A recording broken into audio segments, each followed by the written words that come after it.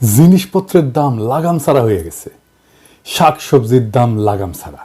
Professor ইউনূসের সরকারের কোনো হোলদোল নাই। মানুষের দুঃখ তাদের চোখে পড়ে না। মানুষের চাইতেছে জিনিসপত্রের দাম কমুক, চারিদিকে হাহাকার। সরকার বাজার ইন্সপেকশন করে, এটা করে দাম কমে। ওদের কোনো আইডিয়াই নাই জিনিসপত্রের দাম বাড়ে কিভাবে। আজকে আলাপ কিভাবে সবজির দাম নাগালের মধ্যে আনা যায়। এটাও হলো একটা রাজনৈতিক ইস্যু, তবে রাজনৈতিক দলের ক্ষমতা নিয়ে কামড়াকামড়ির ইস্যু না। এই আলাপের পরে বুঝবেন আমাদের রাষ্ট্র যারা চালায় তারা কতটা অপদার্থ, কতটা বুদ্ধিহীন, কতটা কর্মবিমুখ। যে সমস্যার সমাধানে সে নিজে তো কিছু করেই না, যারা সমাধানটা কইরা দিতে পারতো তাদেরও সাহায্য নেয় না। তা আমি ঠিক করছি যে পলিটিক্যাল ইস্যু নিয়ে এপিসোড বানানোর পাশাপাশি কিছু জাতীয় এরকম সমস্যা নিয়ে আলাপ করব, যেগুলো আমাদের নিজেদের জীবনে সরাসরি সমস্যা তৈরি করে। শুধু আলাপটা না, আমরা আলাপ করব কিভাবে এই সমস্যার সমাধান করা যায় সেটা নিয়েও। না, আমি মনে করি না যে প্রফেসর ইউনূসের সরকার সমস্যার সমাধান কইরা দিবে। প্রফেসর ইউনূসের সরকার আমি মনে করি এটা একটা অপদার্থ সরকার। এর উপদেষ্টা যেগুলো আছে কর্মবিমুখ, কোনো ক্রিয়েটিভিটি নাই, বেশিরভাগের বয়স 70-এর উপরে। অ্যাডাল্ট ডায়াপার পরে এদের একটা অ্যাডাল্ট ডায়াপার বিষয়ক উপদেষ্টা দরকার ছিল। যাই হোক, আমি আলাপটা করবো এই কারণেই যে বেশিরভাগ সমস্যার সৃজনশীল সমাধান আছে, এটা বোঝানোর জন্য। আর আমার হেটাররা বলে যে আমি নাকি ধ্বংস করতে পারি, গড়তে পারি না।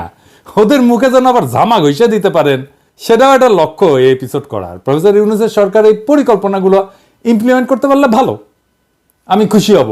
কিন্তু এই পরিকল্পনা ইমপ্লিমেন্ট করা, বাস্তবায়ন করার জন্য প্রচুর উদ্যম, পরিশ্রম আর প্যাশন লাগবে, সেটা ওনাদের নাই। আসেন আজকের সমস্যা নিয়ে আলাপ করি। আলাপে ঢুকি আর কি। পণ্য পরিবহনের চাঁদাবাজি, যার জন্যে 15 টাকার সিম 4 গুণ বেশি দামে 60 টাকায় বিক্রি হয়, সেটা কিভাবে কমায় আনা যায়। খুবই সলিড পরিকল্পনা, আপনারা নিজেরাও বুঝবেন যে হ্যাঁ আসলেই এভাবে কমানো সম্ভব। এই নিউজটা দেখেন কি বলতেছে, এডিটর সাহেব একটু দেখায়েন কি বলতেছে। সারা দেশে কৃষকের কাছ থেকে 15 টাকায় 1 কেজি সিম কেনা হয়, মানে কৃষক পায় 15 টাকা। ঢাকায় আসার পরে এই সিম বিক্রি হয় 60 টাকা কেজিতে। নিত্য পণ্যের এই অযৌক্তিক অস্বাভাবিক দাম বাড়ার পেছনে রয়েছে সড়ক মহাসড়কে অনিয়ন্ত্রিত চাঁদাবাজ চক্র। এছাড়া এর জন্য সিন্ডিকেটের দৌরাত্ম্য দায়ী। তো বলা হইতেছে বিভিন্ন এলাকায় অভিযান চালায় 8টা গ্রুপের চাঁদাবাজ চক্রের সক্রিয় 51 সদস্যকে গ্রেপ্তার করছে র্যাব 2 এবং 3। ওই সময় হাসিনা ছিল, এটা কিন্তু হাসিনার আমলের ঘটনা। এই সময় তাদের কাছ থেকে চাঁদা আদায় নগদ 1,12,306 টাকা, রশিদ, লেজার রশ্মির লাইট, 6টা জ্যাকেট, 4টা আইডি কার্ড এবং 41টা মোবাইল ফোন জব্দ করা হয়। দেখেন হাসিনা কইছে শক্ত হইতে হবে, আর শক্ত হইছে, কইলেই শক্ত হইয়া যায়। বাবা এলএম ছিল কিন্তু হাসিনার, বুঝছাও, হাসিনা কইতো আর শক্ত হইয়া যাইতো। বাহ, তো যাই হোক, এভাবে শক্ত হইয়া কি চাঁদাবাজি বন্ধ হইছে? হয় নাই, হবেও না। কারণ এইখানে একটা হিউজ অর্গানাইজেশন আছে। কি কি উদ্ধার করা হয় দেখেন, রশিদ, লেজার রশ্মির লাইট, 6টা জ্যাকেট, 4টা আইডি কার্ড, 41টা মোবাইল ফোন। একটা বিপুল জনগোষ্ঠী এই চাঁদাবাজির সাথে যুক্ত। পত্রিকাতেই বলছে যে গ্রেপ্তার ব্যক্তিরা তথাকথিত ইজারাদারদের নির্দেশে কয়েকটা গ্রুপে ভাগ হইয়া প্রত্যেক রাতে লাখ টাকা চাঁদা তোলে, তার বিনিময়ে 600 থেকে 700 টাকা মজুরি পায়। তাহলে এই চাঁদাবাজিতে একটা বিশাল আয় উপার্জন আছে। সেইটা আপনি শক্ত হইবেন, 2 দিন বন্ধ থাকবে, তারপর আবার শুরু হবে, সরাই দেবেন, আবার চালু হবে। এটা আপনি থামাইতে পারবেন না। এর তাইলে সমাধান কি? এর সমাধান আসলে কেউ করতে চায় নাই, তাই পারে নাই।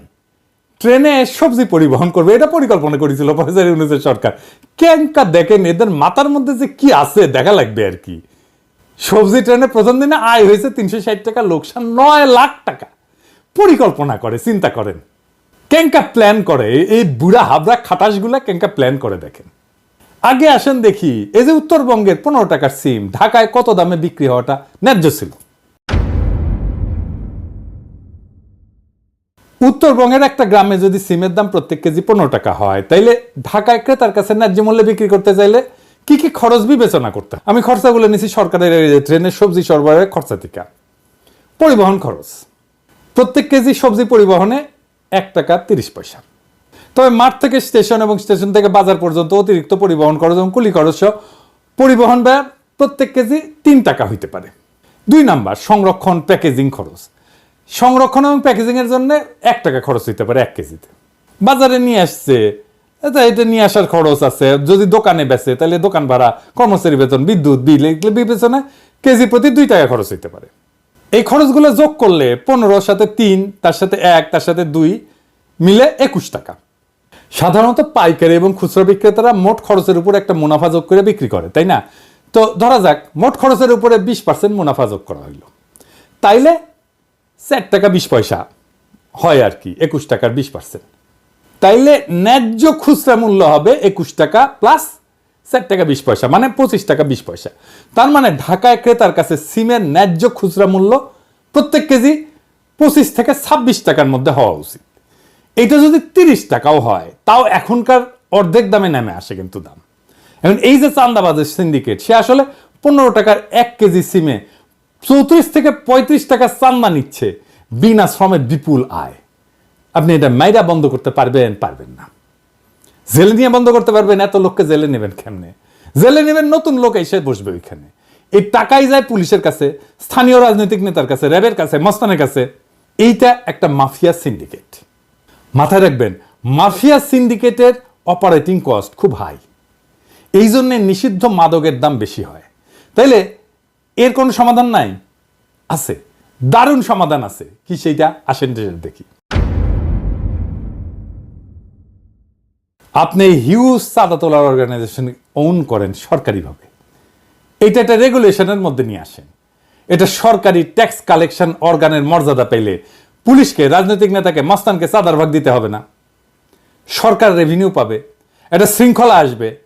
আইডিয়ালি শাকসবজির আভ্যন্তরীণ পরিবহনে ট্যাক্স দেওয়ার রীতি কোথাও নাই, কোনো দেশে নাই। কিন্তু কি করবেন, আমাদের দেশে একটা বিকট সিস্টেম দাঁড়ায় গেছে, আপনি ইনহেরিট করছেন। এটার একটা ইনোভেটিভ সলিউশনের মাধ্যমে তো রেগুলেশনের মধ্যে না আনলে আপনি তো এটা কোনোভাবে বন্ধ করতে পারবেন না, পারেন নাই, ইতিহাস সাক্ষী। তো কাজটা কিভাবে হবে আসেন সেটা একটু বুঝি। কারা কারা চাঁদা তোলে তাদের তালিকা পুলিশের কাছে অবশ্যই আছে, না থাকলে তালিকা করতে হবে, এদেরকে ডাকতে হবে, মানে নেতাদেরকে বলতে হবে ভয় নাই, ডর নাই, সরকার তোমাদেরকে সাহায্য করবে, এই কাজটাকে অফিসিয়াল করে দেবে, তোমরা সরকারি কাজের সহায়ক হিসেবে মর্যাদা পাবা। তোমাদের এই চাঁদা কালেক্ট করার সিস্টেম করে দেবো, ইলেকট্রনিক পেমেন্ট আর বারকোড প্রিন্টিং একই সাথে চলবে। পেমেন্ট নিবা, বারকোড দিয়ে সালার উপরে বসাই দিবা ধাম করে। পণ্যের ধরন আর ওজনের উপরে ট্যাক্স বা চাঁদা নেওয়া হবে। তারা ট্যাক্স কালেক্টরের পোশাক পরবে, যারা ট্যাক্স কালেক্ট করবে সরকারি পোশাক। চাঁদাবাজির সমস্যার প্রাতিষ্ঠানিক সমাধান হবে।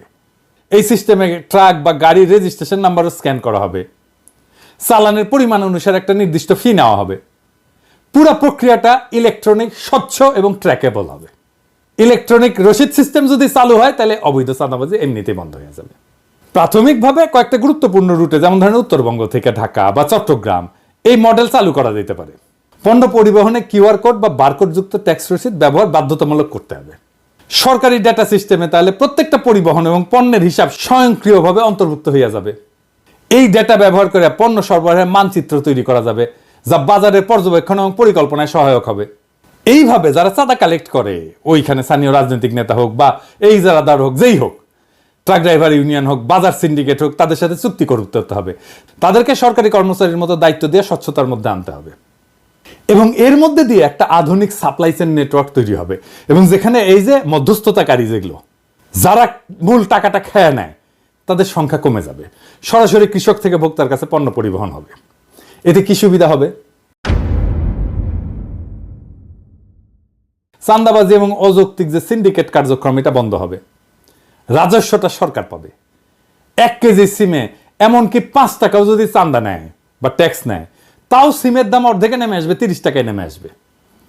সরকারি সার্ভিস হয়, এটার জন্য, এটা চালানোর জন্য পুলিশ, মস্তান, রাজনৈতিক নেতাদের চাঁদা দিতে হবে না, তাই অপারেশনের খরচা কমে যাবে। যারা চাঁদা তোলে তারা মর্যাদা পাবে, এই মর্যাদার জন্য তারা কিঞ্চিত কম মজুরিও নিতে পারে, তাদের জব সিকিউরিটি থাকবে।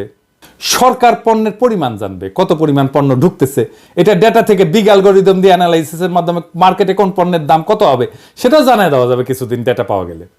সরবরাহ এবং চাহিদার উপরে পূর্ণ নিয়ন্ত্রণ আসবে, পরিকল্পনা অনেক সহজ হবে।